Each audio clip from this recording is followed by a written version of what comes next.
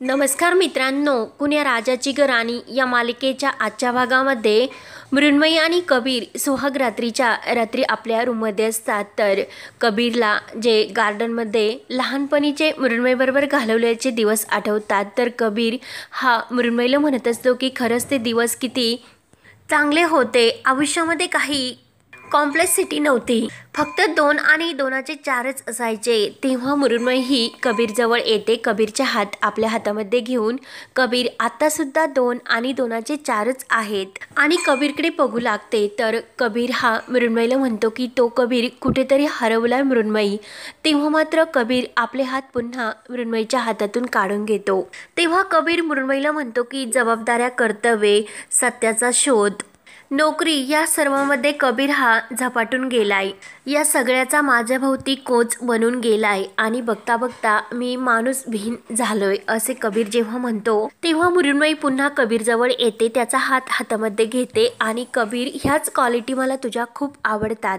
आणि असे कितीतरी वेळा झाले असतील की जेव्हा मी इथे आले असताना घरातील सर्वजण बाहेर गेले असतील आणि जेव्हा मॉम आणि डॅड यांच्या दोघांचे भांडण झाल्यानंतर डॅड मला येथे आणून सोडायचे आणि त्यावेळी कधी कबीर तुम्हाला स्पर्श सुद्धा केला नाही की माझा कधी फायदा सुद्धा घेतला नाही. त्यामुळे कबीर तुझे सर्व गुण मला आवडतात. पुरुषांनी ओरबाडून स्त्रीवर जे काही मिळवावं यातला तो नाहीसे.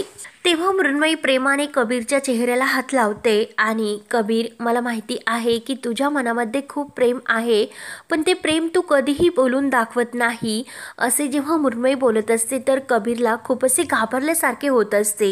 तेव्हा मृण्मयी ही रोमॅन्टिक होऊन कबीरला म्हणते की आज मला ती ऐकण्याची खूप इच्छा आहे की ज्या दिवसापासून मी इतक्या दिवस त्या बोलण्याची वाट बघत होते. आणि मृण्मयी ही कबीरच्या मिठीत येते. तर कबीर विचारतो की काय? मृण्मयी म्हणते की आय लव्ह यू, मला म्हणशील का? तेव्हा कबीर म्हणतो की अगं म्हणायचे काय त्यात, माझे तर तुझ्यावर प्रेम तर आहेच ना. मृण्मयी खुश होऊन म्हणते की अरे, प्रेम असून हे दाखवायचं नसते, ते बोलण्यात सुद्धा, काहीतरी व्यक्त करण्यात सुद्धा वेगळाच आनंद असतो. कबीर म्हणतो की मग बोलायचे काय त्यात? तेव्हा मृण्मयी विचारते की अरे कबीर, काय झाले आता? आणि आता तर आपले लग्न सुद्धा झालेले आहे, मग तू असा का वागतोस, इतकी टाळाटाळ का करतो, काही झाले का? तर कबीर आणखीनच घाबरतो. त्यानंतर इकडे गुंजा आपल्या रूममध्ये झोपलेली असते आणि अचानक तिला काहीतरी जळण्याचा वास येतो. तेव्हा गुंजा उठते आणि आपल्या रूममध्ये चेक करते. तर बाहेरून कुठेतरी वास येतो म्हणून गुंजा दरवाजा उघडते आणि बाहेर येते. तर मृण्मयी ही कबीरला विचारत असते की अरे कबीर, काय झाले, तुला कसले टेन्शन वगैरे आहे का? तर कबीरला काय उत्तर द्यावे ते समजत नाही आणि तो एऱ्याझाऱ्या मारत असतो. कबीर म्हणतो की कसले टेन्शन? तर इकडे बाहेर हॉलमध्ये गुंजा सर्वत्र चेक करत असते की नेमकं वास कुठून येतो. आणि तेव्हा गुंजा ही रूमचा दरवाजा उघडते आणि बाहेर येते. तर बाहेर आल्यानंतर जो काही कबीर आणि मृण्मयीच्या रूममध्ये AC लावलेला असतो, तर बाहेर जे मशीन असते त्यामधून धूर निघत असतो. तर गुंजा विचार करते की अरे बापरे, हा तर साहेब आणि मृण्मयी ताई यांच्या रूममध्ये लावलेला थंड हवेचं मशीन आहे आणि यातून तर धूर निघतोय. म्हणून गुंजा लगेच धावत साहेबांनाही सांगायला हवं म्हणून धावतच कबीर आणि मृण्मयीच्या रूमकडे येते आणि दरवाजा समोर येऊन उभी राहत घाबरतच विचार करते की आता तर ह्या टायमाला साहेबांना उठवायला आणि डिस्टर्ब करायला सुद्धा नको, त्यामुळे मी काय करू? मृण्मयीताई आणि साहेबांचा खूप महत्त्वाचा दिवस आहे, त्यामुळे आता मी काय करू, त्यांना कसे उठवू याचा विचार करत असते. आणि त्याचवेळी गुंजाच्या डोक्यामध्ये येते की आता एक काम करते की आईला हे सर्व सांगते आणि नंतर परत म्हणते की नाही नको, आणि आग लागली तर काय करू, देव डोंगरोबा आता तूच या संकटातून वाचव, म्हणून ती डोंगरोबाची धावा करते.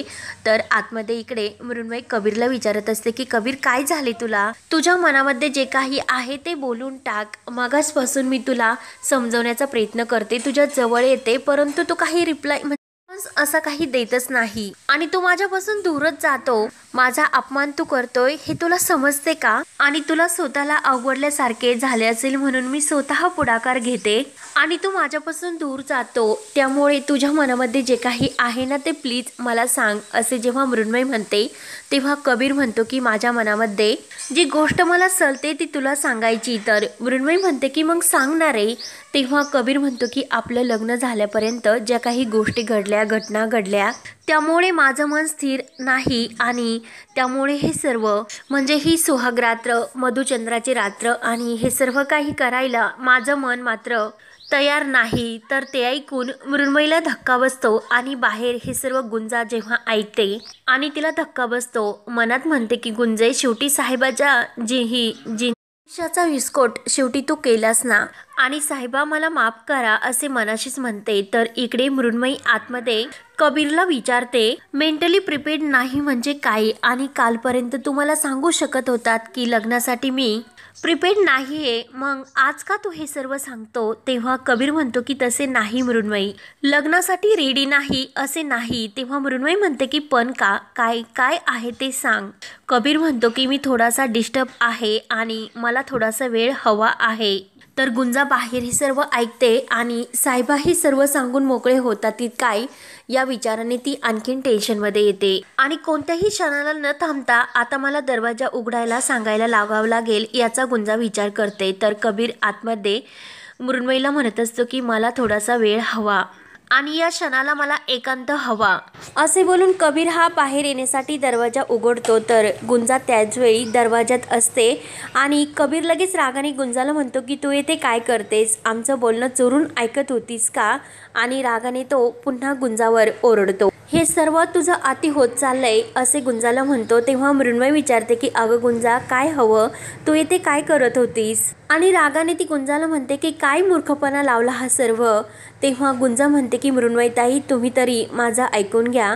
कबीर मृण्मयीला म्हणतो की जरा शांतपणे. मृण्मयी म्हणते की कबीर, अजून अगोदर तूच माझं डोकं फिरवले आणि आता ही गुंजा काल तू आजारी होते तेव्हा स्वतःहून मी तुला या रूममध्ये घेऊन आले होते, मग आज तुझं इकडं काय काम आहे. गुंजा म्हणत असते की प्लीज मृण्मयीताई माझं ऐकून घ्या. तेव्हा मृण्मयी म्हणते की काय ऐकायचं, ह्या घरात नेमकं काय चाललंय तेच मला समजत नाही.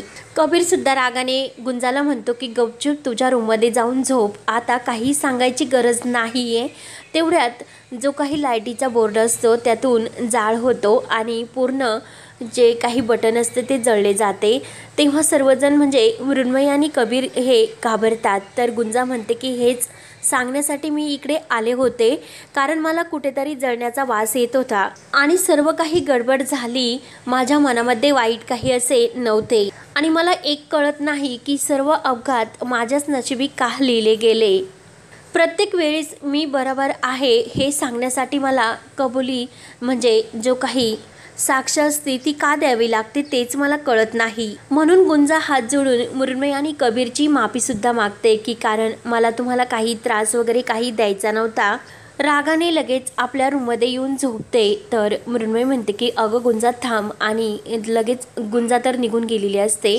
तर मृण्मयी विचार करते की उगाच मी गुंजाला नाहक बोलले, तिच्यावर आरोप केलेस, म्हणून मृण्मयीला आपला पस्तावा होतो.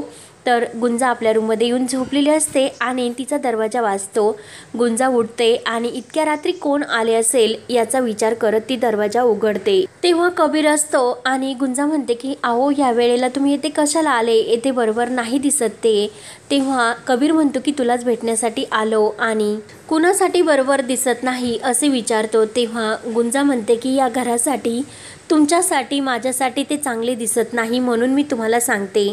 तेव्हा कबीर रडतच गुंजाला म्हणतो, कबीर रागाने म्हणजे रडतच गुंजाला म्हणतो की मी तुझा गुन्हेगार आहे, आणि कारण मी तुझ्यावर रागराग करतो, चिडतो, कारण तू आत काट्यासारखी मला टोचत असते आणि एक असा काटा आहे की मी तो उपटून सुद्धा फेकू शकत नाही, कारण टोचून मला घायल करते. तुझ्या कल्याणासाठी मी असं विष गिळलेलं आहे की जे माझ्या कंठात जाऊन थांबले, आणि जे विष मी बाहेर काढण्याचा प्रयत्न जर केला तर तू रस्त्यावर येशील आणि ते विष जर मी गिळलं तर माझा जीव जाईल. यामध्ये माझी काय चूक होती? अपघात म्हणून तू माझ्या आयुष्यामध्ये आली आणि मृण्मयी लहानपणापासून माझी वाट बघत होती. मग तूच सांग यामध्ये माझी काय चूक आहे? तू एका वादळासारखी माझ्या आयुष्यामध्ये, आणि मृण्मयी माझी एक चॉईस होती.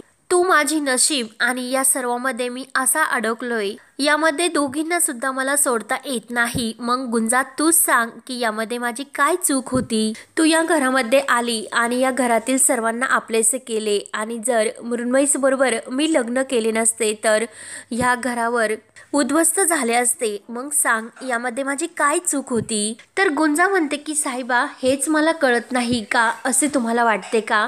तुमच्या लग्नाची बायको बनून मी तुमच्या घराची पायरी बनून राहिले, आणि का? कारण मला ठाऊक आहे की माझ्या नशिबात कळस नाहीस. तेव्हा कबीर म्हणतो की हाच समजूतदारपणा माझ्यातील चांगल्या माणसाला खेचतोय, त्यामुळे माझी चिडचिड होती आणि मी रागराग करतोय. नियतीने माझ्याशी जो काही डाव खेळला आहे तोच मला कळत नाही, आणि मग माझा संताप होतो. परंतु मी जो काही तुझ्यावर राग काढलेला असतो तो राग तुझ्याबद्दल नसतो. माझ्याच नशिबात मी जे काही खेळ खेळलो त्याचा तो संताप असतो. म्हणून कबीर खूप रडत असतो आणि त्यामध्ये मी कसा हारलो तेच मला कळत नाही. तर गुंजा म्हणते की साहेबा, तुम्ही हारलात नाही. ज्या मुलीवर तुमचं प्रेम नाही आणि जी मुलगी तुम्हाला आवडत नाही त्या मुलीला तुम्ही घर दिले, आणि त्या मुलीचे तुम्ही कायम हे वाईट संकटापासून रक्षण सुद्धा केले. मग तुम्ही कसे हारलात? तेव्हा लगेच कबीर म्हणतो, हे सर्व खोटं बोलूनच ना. सत्याच्या बळावर शोध घेणारा कबीर आज खोट्याच्या बळावर त्याचा संसार थाटतोय. या सर्व गोष्टीचा मला पश्चाताप होतो. आयुष्यामध्ये मी कधीही कुणाला आय लव्ह यू बोललो नाही, आणि मृण्मयीला मी कधीही प्रेमाचे 2 शब्द सुद्धा म्हणू शकत नाही. का? कारण डोळे बंद केल्यानंतर माझ्या डोळ्यासमोर फक्त तू येते. गुंजा रडतच म्हणते की कारण तुम्ही चांगले माणूस आहात म्हणून. तेव्हा कबीर म्हणतो की अगं, मी तुझ्यावर प्रेम करत नाही, कारण तू घराबाहेर पडल्यानंतर मला तुझी काळजी असते. एक जबाबदारी म्हणून तू सतत माझ्या डोळ्यासमोर असते. गुंजा म्हणते की तुम्ही चांगला माणूस आहात म्हणून. तेव्हा कबीर म्हणतो की हा चांगला माणूस ते डोंगरवाडीत जे काही लग्न झाले ते मानत नाही.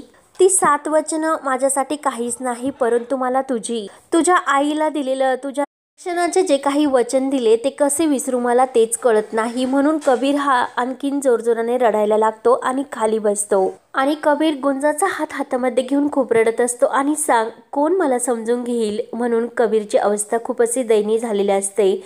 तर गुंजा म्हणते की साहेबा, आता तुमचे मन मोकळे झाले आणि तुम्ही आता मृण्मयीताईकडे जा. तर कबीर नाही म्हणत असतो. गुंजा रडत मनात म्हणत असते की जे बरसलं म्हणजे साहेबांनी जे सांगितलं ते आता माझ्या मनामध्ये आहे, आणि त्या बदल्यात मी फक्त मनामध्ये ठेवून प्रेम देईल ह्या घराला, असे गुंजा ठरवते. आणि कबीरचा हात हा गुंजाच्या हातामध्ये असतो आणि तो रडत असतो. तेवढ्यात ते मृण्मयी ही दरवाजा उघडून येते आणि लगेच तिला ते सर्व बघून खूप मोठा धक्का बसतो.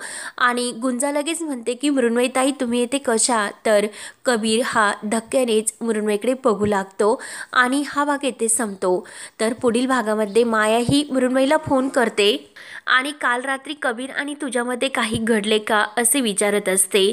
तेव्हा मृण्मयी म्हणत असते की अगं मम्मा, तू हे काय विचारतेस? तर त्यानंतर इकडे उमेर हा कबीरला म्हणत असतो, तुमच्यासारखी सच्ची माणसं असतात तर त्यांना खोटं सुद्धा बोलता येत नाही. तर कबीर म्हणतो की हो, गुन्हेगार आहे ना, कारण त्या घरामध्ये मृण्मयीला नजरला नजर देता येत नाही आणि गुंजाला डोंगरवाडीला न्यायचे कसे याचा मार्ग मला दिसत नाही. साधा मृण्मयीला मी न्याय देऊ शकत नाही. तर मृण्मयी आपल्या रूममध्ये खूप रडत असते. तेव्हा आता पुढे काय होणार हे पाहण्यासाठी चॅनलला नक्की सबस्क्राईब करत राहा. धन्यवाद.